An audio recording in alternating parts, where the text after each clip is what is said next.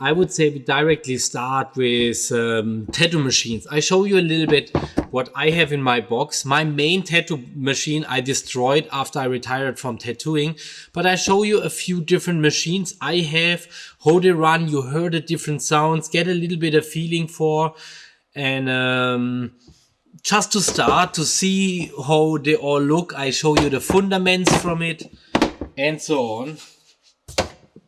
I also bring this box with machines I started to build, I never finished, and after we will go directly into that.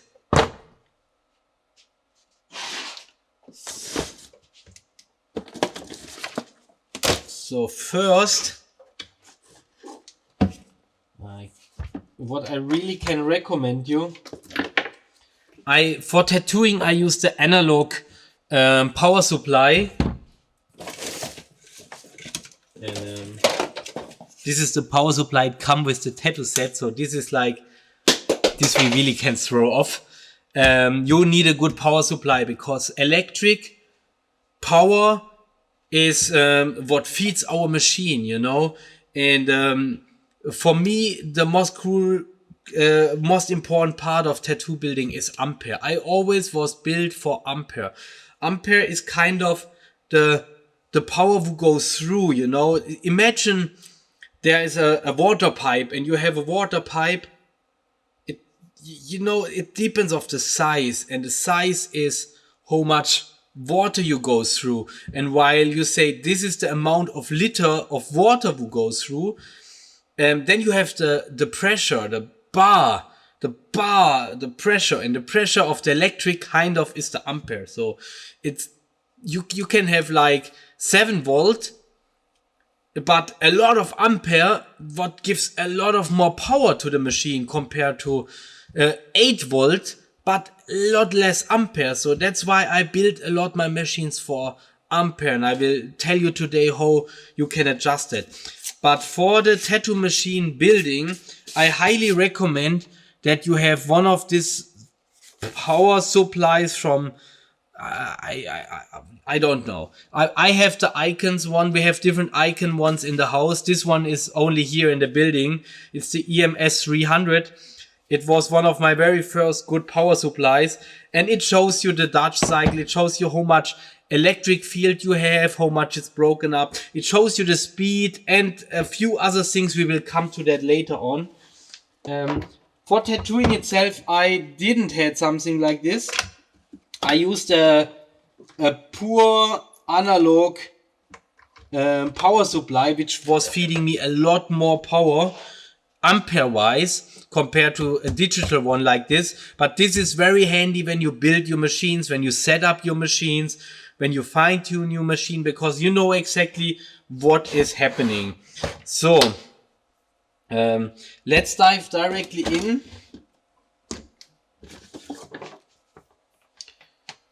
Also, it's important to understand you not just can take a machine and you want to have more power in the machine to put just the voltage up, because I think a lot of you know that machines run very hot sometimes. All my machines are built for high ampere, so they're not running too hot, and that's the most beautiful thing.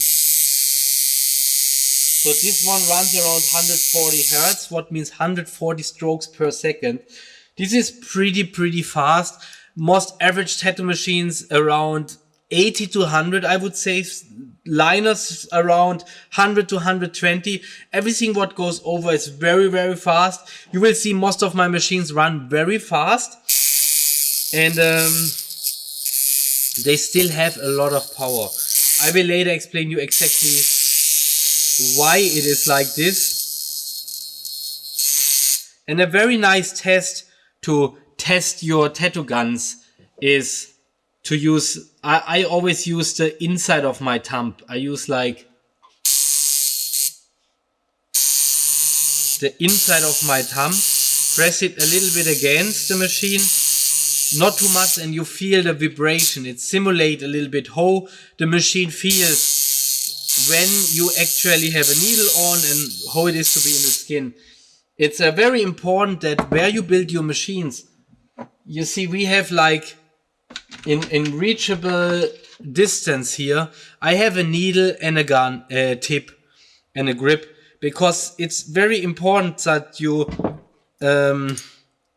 a lot of time when you build the machine, you have a tool like this here, so you can actually like build the machine together and see how the machine feels with a needle on it, because it feels entirely different sometimes with a needle on it than it feels otherwise. And then still do the same. Take the thumb and test it. And this was kind of my backup machine back the days when I tested it. And you see now it dropped to 125. It just got slower, just poorly, because there's no the needle and everything on it. And still putting the thumb to test how the machine runs. And later there will be a lot of little adjustments we can do without even really build on the machine. I will come to that later on.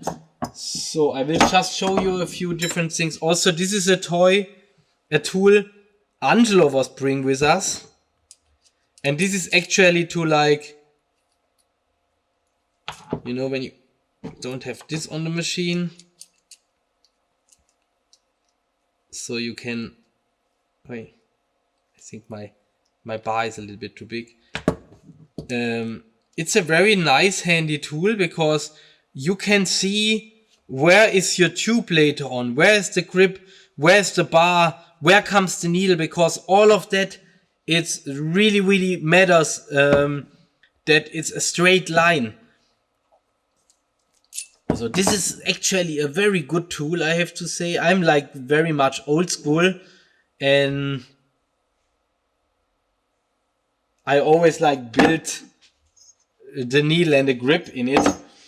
And yeah, let's go quick just over a few machines. That's a machine I built for my daughter. Runs very fast because she's a very fast tattooist, and it didn't run too cruel. You already can hear it's different sound. That's another one of, that's the prototype of, ah yeah, this was having a crack inside. Wait, we have here the prototype. Oh no, this also have a crack inside.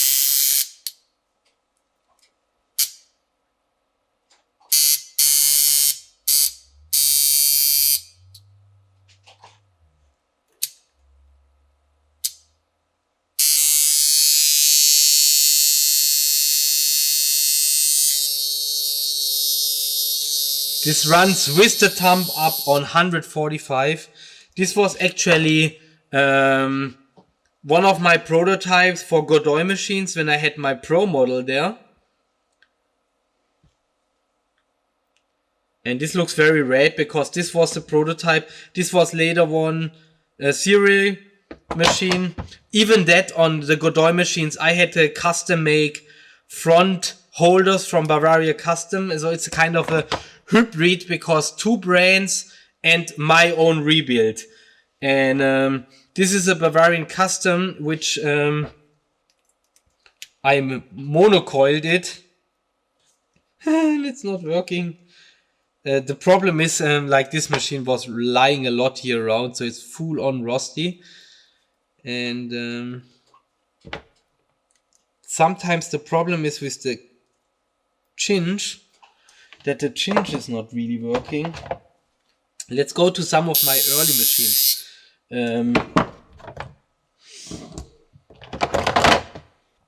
These three are actually one of my very first machines, my very first good machines. They are all Mikey Sharps. I only can recommend Mikey Sharps machines for rebuilding, because first, they have a very good fundament. So like all the places are very nice. Also, they are easy to like change something on it. They are not so heavy. They are pretty cheap. You get them like, I think new for 120, 140 bucks. You sometimes get them for like 20, 30, 50 bucks on eBay, because like they're very old machines, and a lot of people had them back in the days, but with the full hype of tattooing. There's not so much people anymore having Mikey Sharp's machines and old machines. No, everybody won't have these clunky, big, fancy machines. So you really get Mikey Sharp's machines very, very cheap. And yeah, I tattooed all my early years with that machines. They are easy rebuilds and they run nice. This was before was my liner and this was my heavy shader. You can see already how this one, how the bar moves entirely different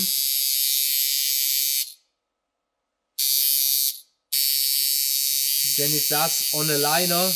The liner runs much faster with less stroke, and a shader runs like much slower with a lot more. This is another shader. This is a Powerwolf one. But you see that machines, almost all my students, they start with Mikey Sharp's machines because you get them cheap. They're very easy to rebuild. They have good parts, so you pretty much don't need much other stuff. As you see on my one, I replaced all the wiring. I made a few adjustments on the frame, not much, and that's it. That's pretty much it, you know. And yeah, I changed a little bit. Here I drilled some holes. And here I was changed a little bit the frame just for optic reasons and for weight. I'm always all in for weight. Also, all my machines have chinch. Sometimes chinch make trouble, but clipcord makes even more trouble, and the chinch is easy to replace, especially my older ones.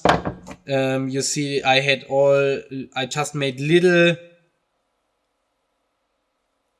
L sockets, which I put the chinch in my newer machines.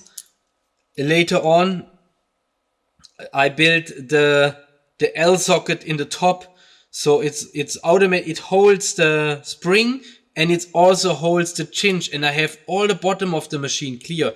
What makes it a lot better when you tattoo, you have no, you don't have this big chunky thing like here.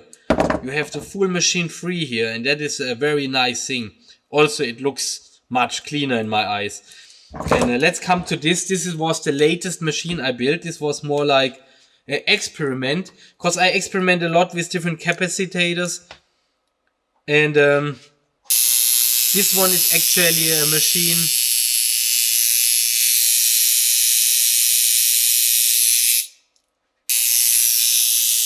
It has 2 gears.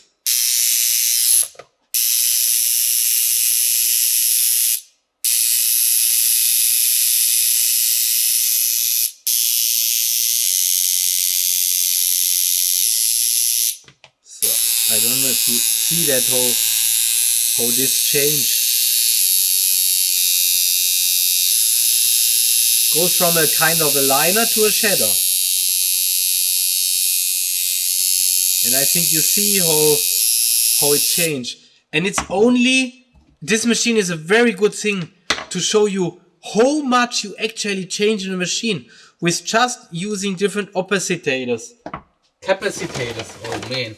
I don't like that word, capacitors. What does it say? I bring some handouts, which I cannot hand you out. Capacitor.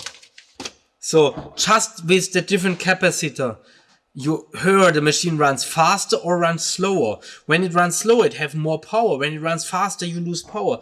So the golden thing for me always was to rise the speed but keep the power. That is what we do today.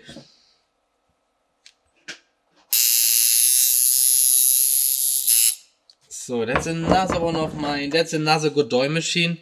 This is like a very weird hybrid, because on this one,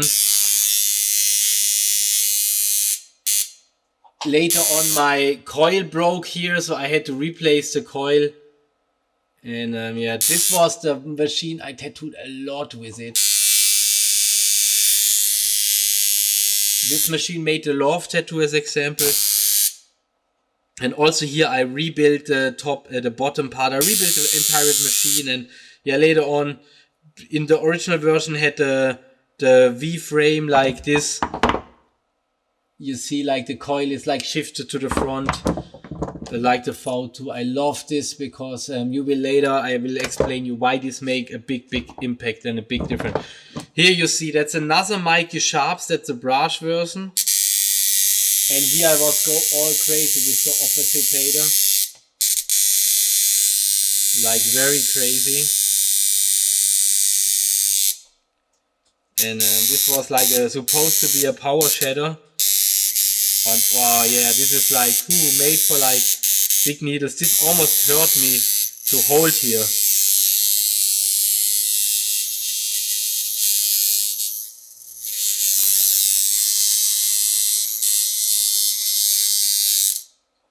So yeah, that's a very famous frame.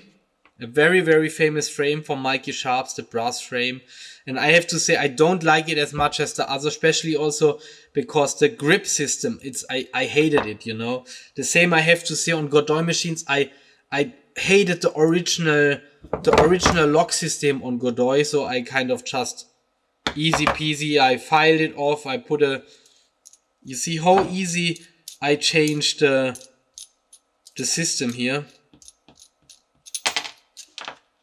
I just put a small tube in here. The small tube I saved with, you see that there's a small tube inside because the hole was very big. Then I put one screw inside here to hold this. I put one screw in the front, in a thread in here, and make another screw here to hold that screw. And then you can just like slip over like this holder thing I buy for a few bucks on eBay. And a mum. Oh, it's cold.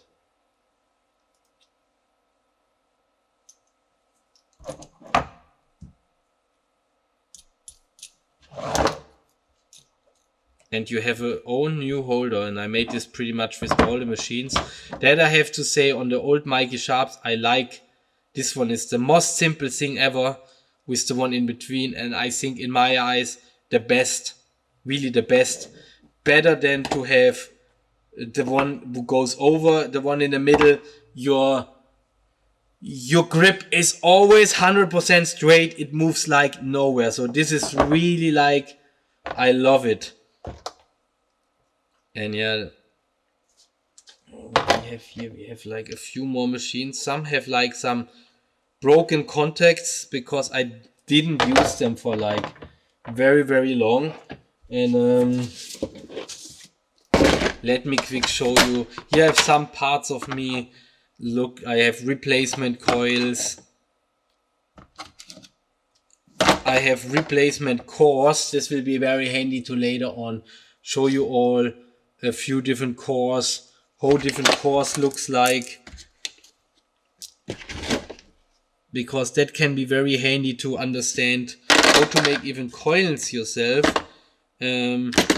Always have a few coils in backup. That's anyway the original Godoy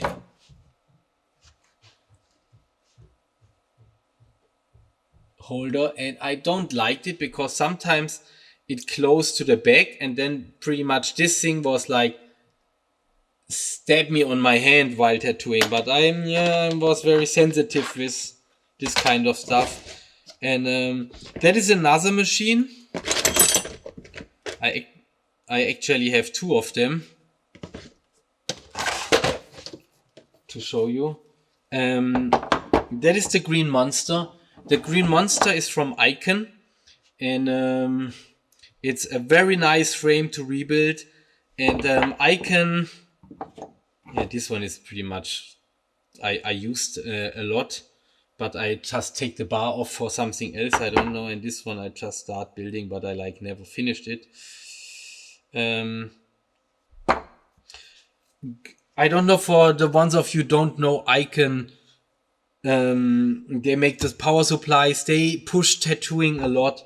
I would say Icon and the Godoy brothers was a very big influence in my life of tattoo machine building, because both was like trying to push it further.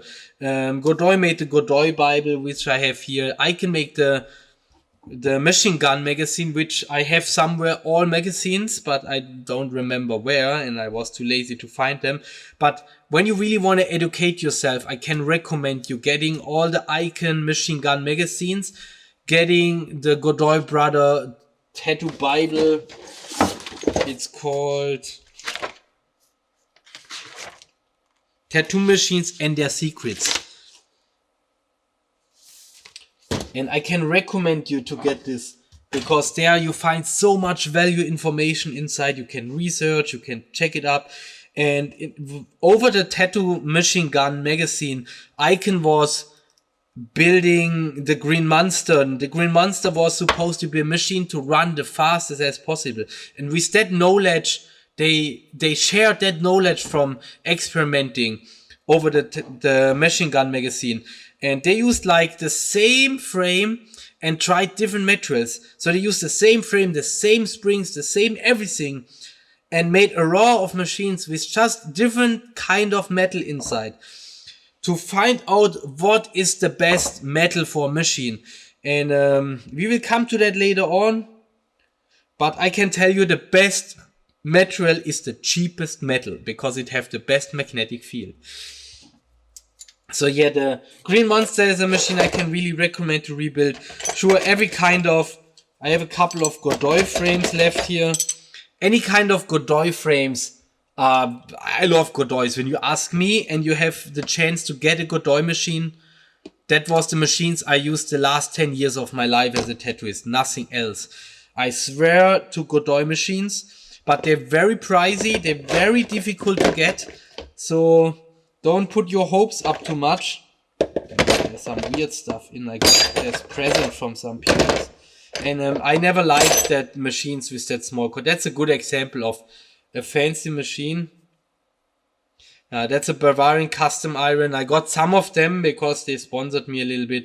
But you see, like, it's very chunky. It's very heavy. It has so small machines.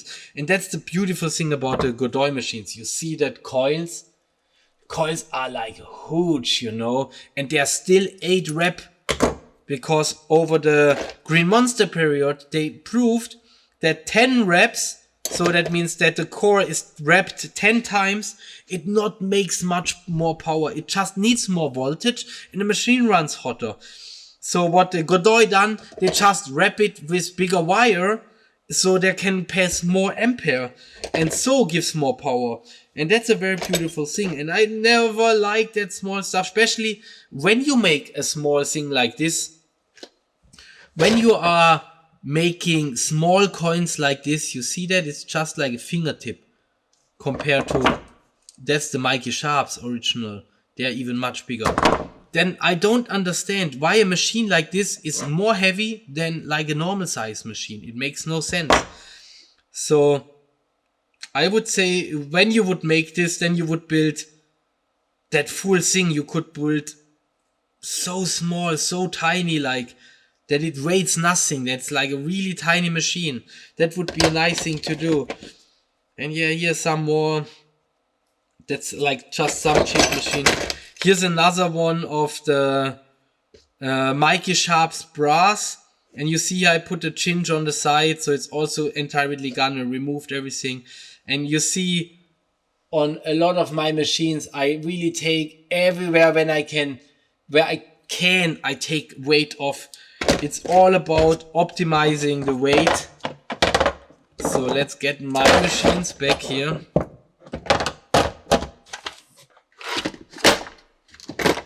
So that's my secret of machines here. And today we will add 2 more babies to it. No, we don't. We don't. Ugh. So we may later need some more of my machines to show you how it's done.